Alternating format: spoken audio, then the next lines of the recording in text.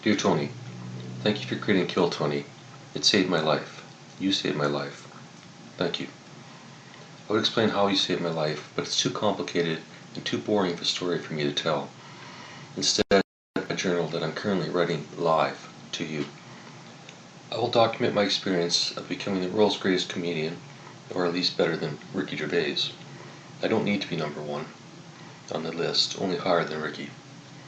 Tony, I have a beef with Ricky, but I'll explain that as I go along.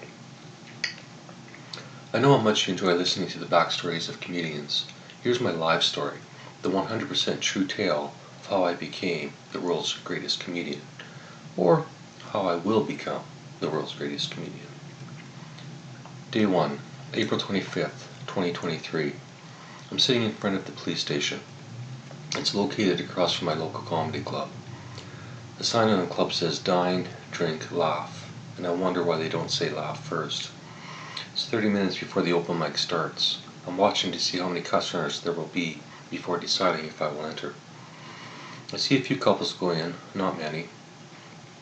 Mostly I see a unique variety of men arriving alone. I assume they are there for stage time, not to watch, like my plan for the first night. I won't sign up, I'll just get a feel for the place. Overall, I see less than 12 people arrive. It seems light. I should know, Tony, I haven't been in a comedy club for 30 years. I love and watch stand-up online daily, but I'm too cheap to spend money on live laughter for some reason. And although I've wanted to do stand-up for 40 years, I didn't have the balls until now. If I sign up for the open mic, it's free, but I'm not ready for the stage yet. I need to get inside the club and get a feel for the building, the atmosphere, the crowd, but I'm on a limited income. I can't afford to go out every night to a comedy club and spend money on the ticket and mandatory drinks. Twice a week is what my current budget will allow. But now that I've decided to get up on stage, I can't wait. I want to find a spot every night to either watch others laugh or build the courage to perform myself. I'm hooked, Tony, like an addiction. I haven't even taken the stage yet. Haven't even said a single word into a mic yet. That's all I can imagine. I should mention, Tony, that I haven't spoken conversation. I should mention, Tony, that I haven't had a spoken conversation in a year and I'm autistic. The reason for not speaking isn't the autism, it's a personal choice.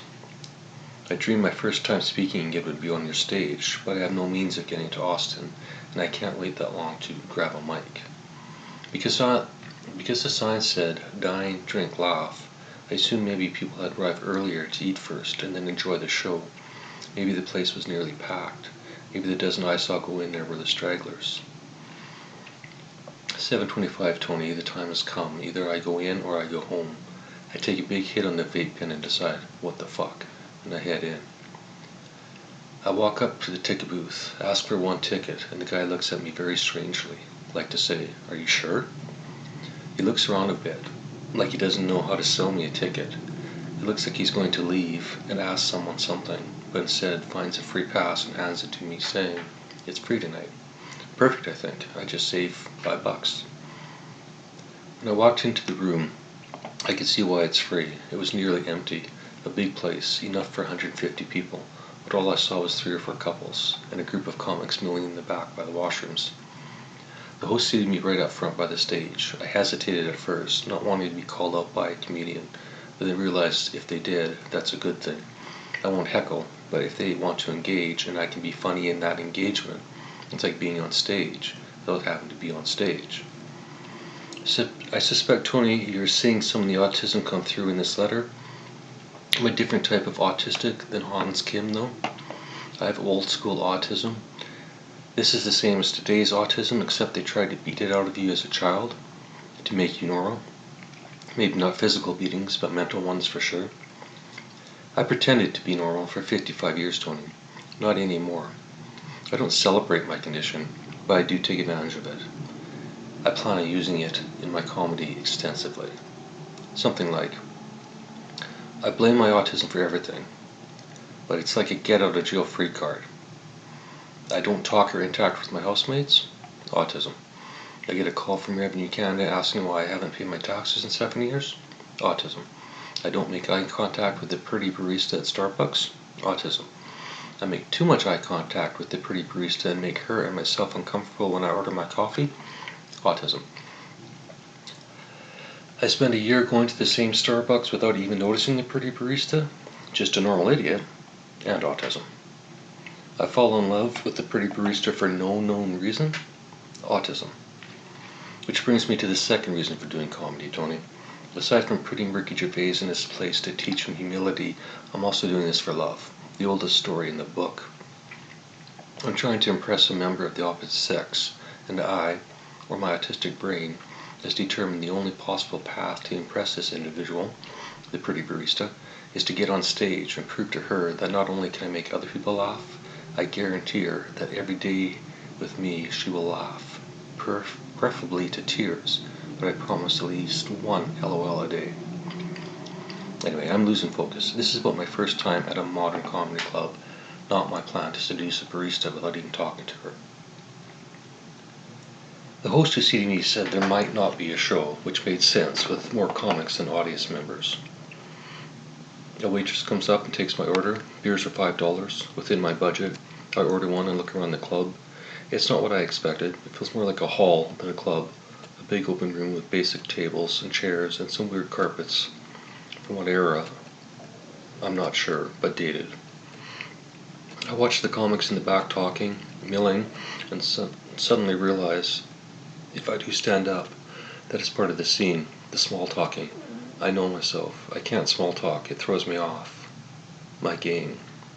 I decide if I do open mics, I'll be a loner and not interact any more than required to get on stage. Then I notice another comic, alone at a table, writing a book. Perfect. I'll do the same. I'll pretend to write. I'll be left alone. It'd be rude of them to interrupt me in my process. 8 minutes past the scheduled start of the show, the manager walks up to my table saying it's been cancelled and gives me 2 free tickets to another show. No problem. I'm not bothered. Free ticket to get in, and now 2 more free tickets that I can use for regular shows, not open mics? I don't mind at all. In a sense, I'm up 20 or 30 bucks my first night of comedy, and I didn't even go on stage. After the announcement, all the comics immediately leave, probably heading to another open mic. I should have stopped one and asked them where, but it didn't dawn on me at the time. Instead, proud of myself for at least coming to the club, I finished my $5 beer, which ends up costing me $8 because I can't figure out the debit machine and pay cash instead. But I head home, satisfied with my accomplishment. I realize, Tony, this isn't an exciting start, but it is the truth, and I know how much you respect honest answers in your show. I didn't know how to lie anymore, so I assure you everything in this letter is true, honest, authentic, and verifiable. Tony, I'll try to continue this story either daily or weekly. I doubt you are actually reading it, but maybe one day. Maybe when I do get to Austin and get on Kill Tony, and after I kill, and you start asking me questions, I'll hand you this journal printed out in book form. I can only imagine that day, Tony, because at that moment, not only have I made it, I've made it big. I guarantee you, I won't sign up for your show unless I know I can kill, until I have the confidence to kill in any room, any time, any place. Once I have that confidence and the means to live in Austin, Tony, I'll be in that alley every fucking Monday night until I get picked out of the bucket of destiny. I'll wait for fate. Thank you for listening. Thank you for your inspiration. Thank you for creating Kill Tony. Tony. David. Day 2, April 26, 2023. Dear Tony, here are the notes for my second night of comedy. I know you're a busy man, and I know you don't like long, complicated responses on Kill Tony, so I'll summarize. I tried a comedy night at a pub last night instead of a comedy club open mic. It was very interesting. I watched a few comics perform for 2 hours. I didn't laugh once. I blame the environment more than the comics or the host's inability to control the environment. They tried to reduce the chatter in the building but were unsuccessful. After the introduction of a comic, most people continued to talk at their tables while the comedian did their thing on stage. You wouldn't have put up with it at a Kill Tony session. This time I sat at the end of the bar, as far away from the stage as possible, so I could take in the whole room. I haven't been in a pub for at least 4 years, Tony, and this one happened to be down the street from where I went to rehab, also 4 years ago. Rehab clearly didn't work, as I ordered a beer, although to be fair I only had one, so I guess rehab may have helped. I splurged and ordered some fries and gravy, Without a cover charge, it was in my budget. Loud is the way I can describe the comedy. Actually, loud is the only way I can describe the comedy. The female host had a piercing voice that hurt my ears. I wish I had brought earplugs. Note to self, always bring earplugs. The actual comedy from the host and other comedians was okay, technically, but not funny in a loud pub with only half the crowd paying attention and the remainder there to drink their problems away instead of laughing them out.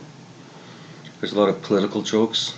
All went over my head because I could care less about COVID, truthers, or Justin Trudeau. One comic even came out and impersonated Trudeau for 10 fucking minutes. He did get one laugh from the audience. I forget the joke. I tuned out when he started singing an O Canada parody. I understand they're playing to a crowd of 40 plus, primarily white, middle class, slightly redneck people, but no one was laughing. A chuckle or two, but not a single joke where the comedian had to stop and wait for the laughter to end. In fact, they didn't even try to wait. The host in particular would deliver her joke, smile like it was funny as fuck, and move right on to the next tag. I personally would be concerned if my joke didn't get a response or laugh. She didn't seem to notice. Tell joke, assume it's funny, grin, tell next unrelated joke, repeat like a robot. This was so unlike Kill Tony. Near the end I wanted to get up on stage and give a near speech about shutting the fuck up while the comedian is on stage. On a different note, the fries and gravy were delicious. I miss pub food, but I don't miss pub noise. I don't think I'll pick this environment for my first time, Tony. I need a place that has control of the room. Although if I did use this location, I could guarantee myself no laughter and get my first bomb out of the way. But is it really a bomb if the crowd doesn't laugh at any of the comedians? Am I wrong, Tony? Am I being too critical of the other comics before I even get on stage? I know you hate when that happens at your show.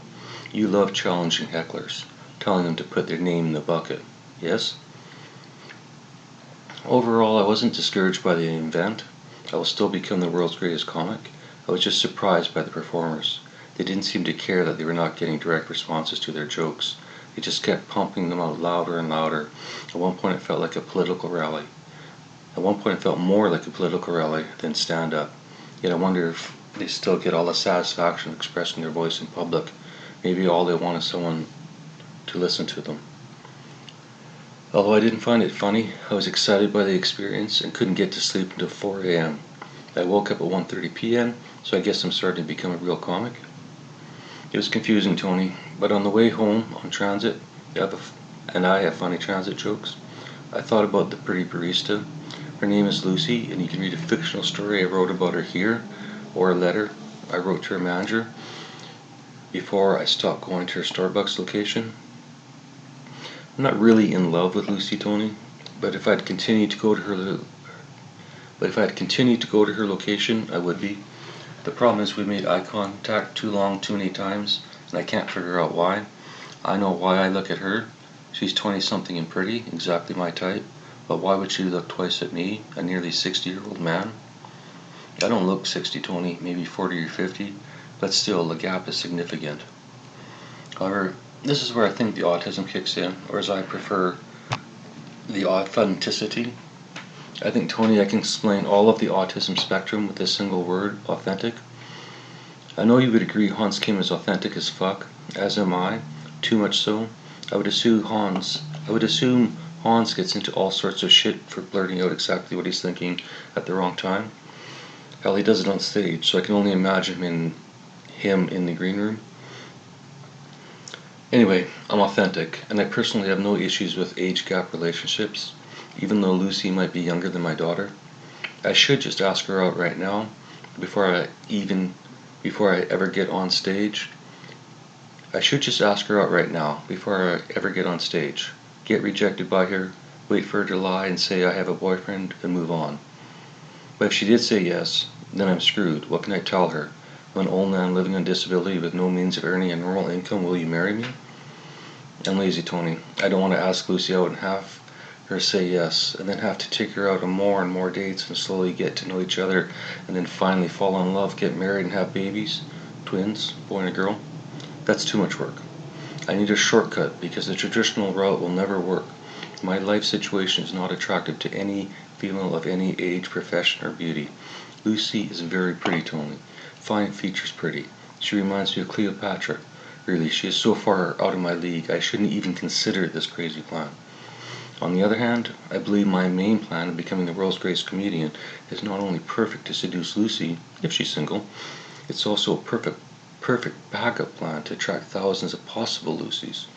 A comic with a shitty backstory is almost mandatory. But it's my second get out of jail free card if I'm funny. If I'm not funny, it's just pathetic. If my plan fails, I'll keep going with the comedy, keep writing, keep sharing. However, if I can find a way to get Lucy to read my words or watch my comedy and not be offended or disturbed, I have a chance right now. Either way, my backup plan will be get on stage, be funny, post video clips on YouTube, continue to write this journal on Substack, print business cards with YouTube and Substack links, hand out to women I'm attracted to after the show or anywhere I feel like it, especially transit. Hope they watch or read my stuff and find it funny or me attractive enough for them to ask me out, or throw themselves at me, whichever they prefer. I don't care. Repeat until I find my Lucy. I will keep you informed of my progress. Once again, thanks for the inspiration to get me on stage. David. May 1st, 2023. Days 3, 4, 5, 6, 7. Dear Tony, my comedy journey continues. Below is my end of week summary. I noticed I mentioned transit a few times in my last letter with no reference. One of the comics on Comedy Night made an obvious transit joke to an audience who doesn't take the bus. I doubt the comic even takes the bus. I'm still struggling with the comedian's logic, hence the references. Anyway, it's sunny in Vancouver now, and I took a few days off finding open mics to write comedy in the park. I've already decided, Tony, I won't write my complete sets out. I can't memorize anything, not even my own brilliant jokes. Instead, I'll have all the bullet points worked out in my head and hope they pop into my set when on stage. If I fail, who gives a fuck? Also, I'm not going to practice in front of the mirror. I don't like how my face looks or my voice sounds, so why would I endure this self-torture? I will look in the mirror before I leave the house, though, ensure my appearance is sufficiently autistic or authentic. Normally this is not a problem, as almost every piece of clothing I own is either black or grey, and yet somehow I still don't match.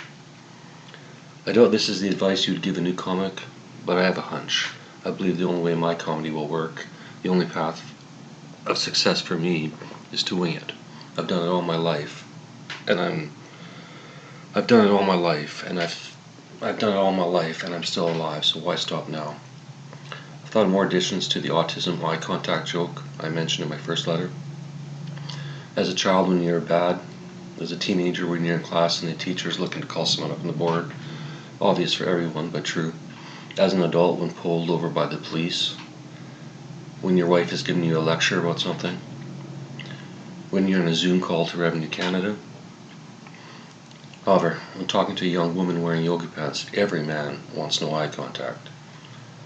No, I'm not looking at your camel toe, or the crack of your ass when you walk away, or your actual ass if they are see-through pants. Fuck, just wear sheer nylons with no underwear. Display your hoo-ha. Get it over with already. Which brings me back to the park and beach, Tony. I didn't notice this last year, but there seems to be a new trend, fad, fashion, political statement where young ladies are wearing their bras in public. Mostly at the park and beach, but I've seen it on the sidewalks as well. Basically, it's a Seinfeld episode coming to real life on the streets of Vancouver. I'm not complaining. I support whatever reason for this new approach. It makes sense. A bra is basically a bikini top anyway. This saves them bringing both to the beach. It's what I would do if I was a woman. However, it does make the eye contact thing nearly impossible now. If for some reason one of these Lucy-aged women walked up to me and asked me a question, where would, should, could I look, Tony? Or worse, what if I saw my Lucy at the beach today? I don't know if you read the letter I sent to her manager. I mentioned I was leaving the area, which wasn't completely true. Avoiding the area and any possible accidental contact with Lucy would be more accurate. What I didn't take into account before sending that letter is that it's still possible to run into Lucy outside of her work environment.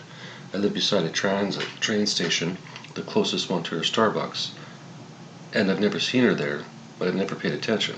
What if tomorrow I see her on the platform? I sound like a teenager, Tony. I understand. I get it. But what if she was on the beach? What if she saw me and came up and said, "Hi"? What if she saw me and came up in her bra and said, "Hi," and asked me why I haven't been to the Starbucks? I have no idea what I would say, Tony, but I guess I'll wing it. Technically, I am a grown man of some sort. Thank you for listening. I'll keep you updated. David. May 9th, 2023. Dear Tony, the progress of my comedy career is slow. In the meantime, I've decided to start a cult. Well, not really a cult. Simply a movement based solely on my opinion of the planet and the universe, which according to others, all revolve around me. I'm not sure if I can incorporate the cult directly into my comedy. Did Jim Jones ever get any laughs when he spoke? He definitely killed in the end, but do you think that joke is too much, Tony? I doubt you do. It was obvious, though. I know you prefer jokes that make you think and are completely original. Blame the YouTube algorithm for the cult idea. It kept giving me videos about OnlyFans girls making crazy amounts of money and a bunch of guys who disagree with their approach to life. I don't agree with the logic from either side, but it's clear in 2023 anyone can be anything, say anything, or do anything they like, and demand acceptance. I like and agree with the concept. Everyone should be free enough to live their lives as they please, if it's not purposely harming others. I do not agree with the demanding of acceptance. People who demand something from me are normally sadly disappointed, sometimes for life. Tony, most of my past movie ideas are based on developing technology via a secret island with no government regulations. It's a simple solution for a cult too, but this isn't a movie idea, and at least not fictional. Documentary maybe. Unfortunately, an island is outside of my budget, and I think for my cult it's better if members remained in their homes, so to speak. No compound, no building where we gather, no material footprint. My cult, my rules, at first. At least the basic stuff like, don't be a cunt. I realize it's difficult to define cunt. Most words in the English language are ineffective in my opinion, so rules are open for interpretation, which may be part of the problem with religious documents. So to counteract the language problem, I just changed my mind, and I'll have statements instead of rules. Statement number 1 is, I love you. If I don't love you, and if I love you, and I ask you to join, you can be in my cult. If I don't, you can't. End of story. No other stipulations. I bet, Tony, you're wondering how can you have a cult without rules? Easy. I'm a human lie detector. I smell bullshit miles away. I may not know the actual truth when someone lies to me, but I know their words are not honest, for whatever reason. I believe I've always possessed this ability, Tony, but it was of very little value in today's society, until now. Kill Tony is great because the funniest comics are the most honest. It's becoming a prerequisite for your show. I'm going to steal this concept from my cult, if you don't mind. I will get to the benefits of the cult later. Currently, I need a way to love more people. I can't build a cult when I only love a handful of humans, one of them being Lucy, who probably doesn't even know it. Which brings me back to the comedy. As I begin my rise to fame, I suspect it will open up opportunities to talk to fans, club owners, and other comics who may be sympathetic to my cult. However, I will only bring new members into my cult. Only I will bring new members into my cult. Then if they become a jerk, it's no one's fault but my own, and my responsibility to figure out the reason for the change, and if they should remain in the cult or be booted.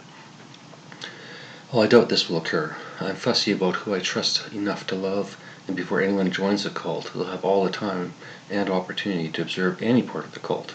Essentially, I'm creating an open source cult, a framework for others to follow. Normally cults are religious based, mine is not. I don't care if the members are religious. In fact, if it makes them nicer people, that's probably why I love them in the first place. But on the other hand, if it controls their life and they can't make a decision without consulting a book of any sort, it's unlikely they'll ever form a friendship with them, which is the only way to initiate love, in my mind. This is my sales pitch. The only promise I can make you if you join my cult is when you wake up in the morning you will feel refreshed, alive, and happy to be living your life guilt-free. However, after you get out of bed, it's still your life to explore, to succeed, or fuck up any way you choose. I should be clear, Tony, my cult will have nothing to do with money or sex. The only goal will be finding a way for each member to find peace in their lives, whatever that word means to them, not me, not society, to them. In my case, Tony, I found peace by shutting up, by not talking for a year. And no, it's not because I started listening instead of talking. At the end of the day, I've never really listened to anyone in my life other than myself, so why start now? Now I'm ready to speak Tony on stage or elsewhere, but I'm not forcing it. The opportunity will arise. It always does in my life. I've seen many stories on the internet lately that follow the YZ formula. I did Y for Z long and it changed my life. The concept is understandable, but I don't believe my approach would work for others. If you are working or living with people, it would be difficult or impossible to simply stop talking without consequences. I don't work and I basically live alone, so the effort was minimal on my part. I think silence worked for me because I understood my circumstances, but it's not a fix-all solution. However, it is a good story to tell prospective members. That's all for this week, Tony. I'll work on a better name than cult to describe my organization. Also, cults are probably illegal, and all this content could be used against me one day in court, so maybe I should really chat GPT this post, and then I'll have plausible deniability. Those are not my words, Your Honor. It was chat GPT. It will probably be my final statement before they sentence me. Take care, Tony. David. Sugar the Dog. Kill Tony letter continued. May 18th, 2023. Dear Tony, I'm adjusting to the comedian lifestyle. Initially I felt guilty for sleeping in until noon, but then I realized I needed to adjust my circadian rhythm to match my new career. To become the world's greatest comedian, I'll need to be at the peak of my mental abilities when I walk onto the stage at night, not tired because it's past 8 p.m. and I'm ready for bed. An update on the public bra situation from a few letters ago. The trend is spreading. I went to work in my tan at the park the other day, and when I arrived it was basically empty. I found my normal spot, as far away as possible from others, and began to enjoy the sun alone. In minutes, a young lady who could have picked any place on the grass to absorb the sun decided to sit 30 feet from me. As you can see, she's in a bra. The bottom part looks like a bikini, but the top is definitely a bra. I didn't mind. It seemed like an odd place to pick, considering the park was empty, but I was tempted to get up and ask her about this bra trend, but in the end I realized I don't give a shit. To each their own. Her boyfriend arrived an hour later. He didn't give a shit either. On another note, Tony, I have a great autism story about the same park. It's not great for the participants, but in the end it works out. I've explained some of my autism traits in previous letters. This one is the inability to pronounce a dozen or so words. Last month I was walking to my local grocery store when the following events occurred. As always, this is a 100% true story. Being autistic, I walk with a purpose. Eyes forward, 10 to 20 paces, moving deliberately, as fast as I can walk, without tripping. My story begins when I hear a woman scream, and then a thud or splat. Instantly I stop in my tracks, my feet locked to the sidewalk. I feel gravity increasing significantly. I'm facing forward, the road on my left and a park on my right. Out of the corner of my left eye I see a man sliding on the pavement past me, and then following him in slow motion, an electric scooter thing on its side, and then finally a knapsack. I'm still gravitationally locked to the ground, but I turn my head and see an hysterical Asian woman, who I assumed was part of the commotion. Instantly I checked her out, blamed the autism. Cute, but she wasn't my type. I snapped out of potential mate mode to assess the situation. I see a wild-eyed border collie looking at me. I see the dog's owner holding a ball-throwing device in her hand while seemingly walking in no direction and every direction at the same time. I see a guy lying on the ground, possibly injured. The Asian lady was all over the place. She was concerned for the man, but she was looking at her dog like she needed to urgently retrieve it, and she kept glancing back at the door of her SUV, which was still open and probably the cause for the accident. I suspected she was taking her dog to the park when she opened the back door of the vehicle. The excited dog jumped out and headed straight for the park without noticing the guy in the silent scooter. They really are quite quiet. And they crashed into each other, causing the man to slide past me. How the impact was enough for him to lose a backpack is still not clear in my mind, though probably less important than the injured stranger. At this stage, the dog clearly reached its peak stress level and took off running down the street. In seconds, we couldn't see it. This is where the speech impediment begins, Tony. There are many words I can't pronounce, so I just avoid them or use an alternative. One of those words is the name of a vehicle that starts with an A and paramedics drive it. I assume you see where this is heading. I look at the man. I still haven't moved, only twisted the top part of my body to the left, and I say, do you want me to call? I should have asked, do you need a...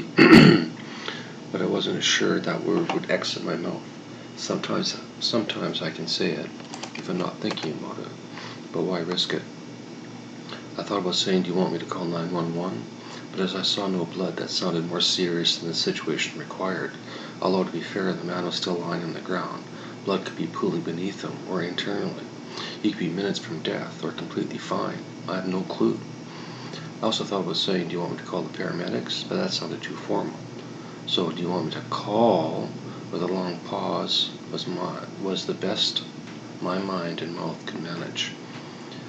Meanwhile, the Asian lady was still panicking. She closed the door of the SUV and locked it for some reason. I'm not sure why. It's a safe neighborhood. 99% of Canada is a safe neighborhood. I don't understand why anyone locks their doors.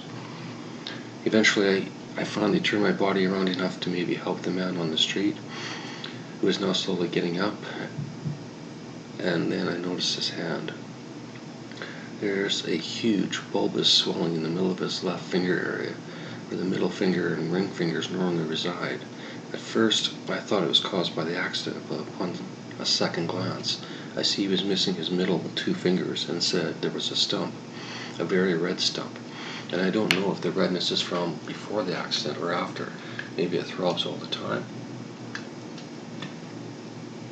I'm curious, but I'm sure as hell not going to ask him, no matter how autistic I am. But now I'm screwed. All I can do is look at his hand thing. I'm fascinated with its story. How did it happen? Luckily, he begins to move and stands up, so no awkward call to 911, because I'm sure they would have asked if I needed fire or police, and I would have had to say paramedics, which is acceptable, but if they asked me to describe the man, or there's anything unusual, I'd be forced or obligated to describe his hand condition in front of him, which would have been uncomfortable for at least one of us. Eventually another person arrives on the scene, someone who can speak normally, and he talks to the injured scooterist. Being Canadian, loving animals, Tony, I thought about the dog and decided to be a good Samaritan and help retrieve the scared animal. Also, living on the welfare gives me a ton of free time, but generates a lot of guilt about not giving back to the community. Maybe this would counteract the negative emotions. Hopefully we wouldn't find it run over. As a man looked like he was going to be okay, I focused on the dog now, asking the Asian lady, what's the dog's name? Sugar, she replied. Her name is Sugar. Appropriately, she was definitely hyper. I wandered down the block to see if I can find Sugar, her owner walking in the other direction. Her owner, walking in the other direction, is calling out her name loudly, but I don't. Maybe it was my own dog, but I'm crazy looking enough, and walking down the street yelling Sugar isn't going to help find her. I'm more likely we'll get a call to the cops about me, not the dog. The block is long, and by the time I get to the end, I don't see Sugar or any sign of her. I could go back and get the lady's phone number in case I find the dog, or I could go back and help her search. I have nothing better to do. But then it all gets overwhelming, and I say fuck it, and just continue my walk to the grocery store. Now, had the Asian lady been hot, and somehow I could determine single, I would have returned and searched with her for hours. As I was contemplating, the apparently healed man drove by on the scooter. I was tempted to wave to him, but then remembered the numbing and thought a verbal "are you okay" would be the safer response. Best if he keeps all his remaining fingers on the handles. It worked. Responded yes and continued on his way. It's Canada, Tony, so he didn't ask for my details to sue her and Sugar. I thought about Sugar that night. If she made it home or was brutally run over by a car or another scooter, I'm happy to report, Tony, I saw Sugar and the Asian lady the next day at the park playing, so everything turned out as it should. Sugar found her way home, and I didn't needlessly waste any more time than necessary helping my fellow human. Hope you enjoyed that story, Tony. I know it's more than a minute, but luckily if you're reading this, you are on my stage, following my rules, so it doesn't matter how long I take. Thank you for the inspiration. Take care, David. May 28th, 2023. Dear Tony, I found my comedic story. Aside from becoming the world's greatest comedian, I'm declaring or identifying myself as the first born-again autistic, both person and comedian. There are no special pronouns or changes to any language required for BAA. I searched Google, Tony, but no one is using this term. I believe I'm the first, but I suspect others will follow. Maybe this is a way to build my cult? A shitload of BAAs? This is my definition of BAA. BAA is defined by anyone born with autism, but was forced to live part or all of their life as normal, until they rebelled against the system, their families, or whatever held them back from expressing and understanding their autism and purpose in life, and broke free. The individual was born again, so to speak, but without the help of God, religion, the medical community, or nearly anyone else. The short version: BAA is any individual born with autism, not diagnosed, raised as normal, and then later is diagnosed with autism. I'm not an egomaniac, Tony, but I do hope the term BAA catches on. I would like to have coined at least one term in my life. It's simple, to the point, and no one has to try and remember the constant changing acronyms of the gay community. I love the work they've done for human rights, but I can't keep up with the acronyms. I'm not even sure if people in their own community know what the most recent version is. It's flexible too, like LGBTQ ... It can expand indefinitely, except I suggest for the sake of clarity, anything after BAA also be NA. For example, I identify as BAAAA. At least 2 A's are always the same, again autistic. The remainder A's could be anything I feel that describes me the best. In my case, BAAAA stands for born again, arrogant, autistic asshole. I don't suspect any pushback from other BAAs. If they are truly autistic, they can find an A word to further describe themselves or their condition.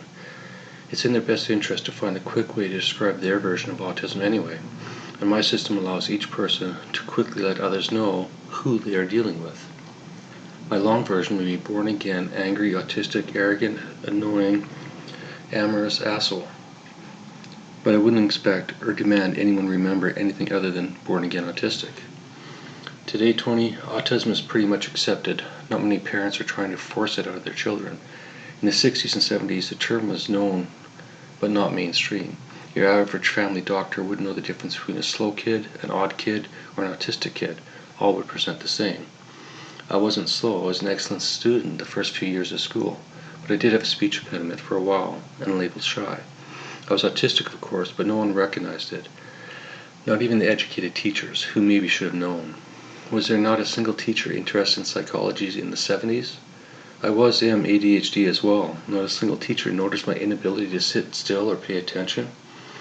Apparently not. It took me 40 or more years before I could match the frustrations in my life to this new condition called autism all over the news in the 90s. Like others, I slipped through the cracks. Had it been Down syndrome or some other physical condition and autistic, maybe I would have been treated and noticed as someone requiring special needs. I wasn't deformed. In fact, I was a spectacularly good-looking child. I was breaking hearts with my blue eyes and blonde hair before I knew what a heart was. I wish that was a joke, Tony, but it's the truth. I have photos to prove it. Anyway, my condition was never diagnosed. I was raised normal, forced to be normal, but never felt normal. Sorry for the biography. I'm working on how to condense my past history into 1 or 2 sentences to introduce myself on stage. Something like, I'm an autistic senior. I was autistic before the word was invented, which isn't true, but I was autistic when we were called retards to our faces in public. True, but more sad than funny. I was born in the mid-60s. Anyone on the autism spectrum in that decade had 2 paths: a mental home or remain in the family home and outgrow it. My family kept me home, raised me as normal, and I think at one point they thought I outgrew it. I didn't. I only hit it deeper. I call myself born again autistic because I was born with it, lived most of my life pretending I was normal, and then once I realized others were also different and are now being accepted in society, I said fuck it and went full autistic. Now life is great. I've been diagnosed with autism, ADHD, and a shitload of other conditions, and I take full advantage of all of them. And then Tony, I would launch into some of the take advantage of autism jokes I mentioned in earlier letters. I'm beginning to see the difficulty in comedy, Tony.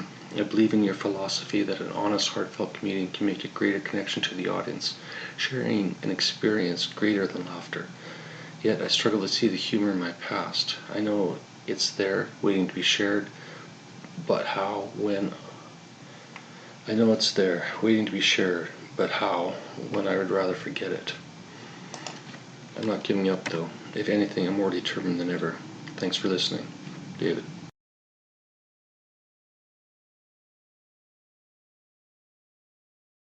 Safeway washroom. Dear Tony, letter continued. June 22nd, 2023. Dear Tony, not much progress in the comedy this week. I was sidetracked by an irritating washroom-related incident. Last time was Tim Hortons being jerks. This time it's Safeway. Here's the complaint letter I sent. May 31st, 2023. Dear Safeway Canada, RE store location, blah blah blah. Would you please explain why the store washroom in this location has been closed for at least 2 years? Safeway sells ready-to-eat deli food. The Starbucks within this location sells food and beverages, yet you provide no washroom for your customers. Why? I realize you may or may not be within provincial regulations, but my question is of a humanitarian nature. Do you not believe you have some sort of obligation to provide a washroom for your customers eating food within your establishment? I assume the manager of the store is aware there are no public washrooms in the entire mall. So what do you tell people who need to use the facilities? I know the answer. You tell them to go to A&W or Tim Hortons. If you don't believe me, I'll send you the recorded conversations I've had with your staff and management. Is it your competitor's obligation to provide a washroom for your customers? If your employee washroom in the back was out of order, would you fix it or tell them to walk over to the Tim's every time they needed to relieve themselves? Do you not feel it's common sense to provide a washroom for a customer eating at your store? What if the person is a senior or disabled? Do you still not care? Or is your response, just roll on over to Tim's? Please don't make any excuse about not being able to afford to fix the washroom. I believe Safeway Canada can manage. Please don't make any excuse about drug addicts using the washroom causing a problem. I personally know this location has plenty of undercover security in addition to dress guards at the front door. I know you can manage a druggie. If you can't, it's time to use a better security company. Or put a key code lock on the door. Or do something, anything, but don't deny your customers the washroom for some reason that has nothing to do with the actual customer. Please answer my questions and let me know your solution to this unacceptable situation. Thank you, David. Their response, June 2nd, 2023. Good afternoon, David. Thank you for contacting customer care to share your unfortunate shopping experience at the Safeway New Westminster Station. Putting the customer first has long been our promise, and I assure you that your experience is not the standard we set for how we serve our customers, except for the past 2 fucking years.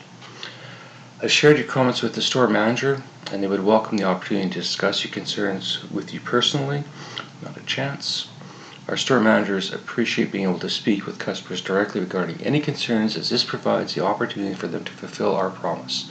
We will reach out to you within a couple of business days, because they didn't fucking notice over the last 2 fucking years.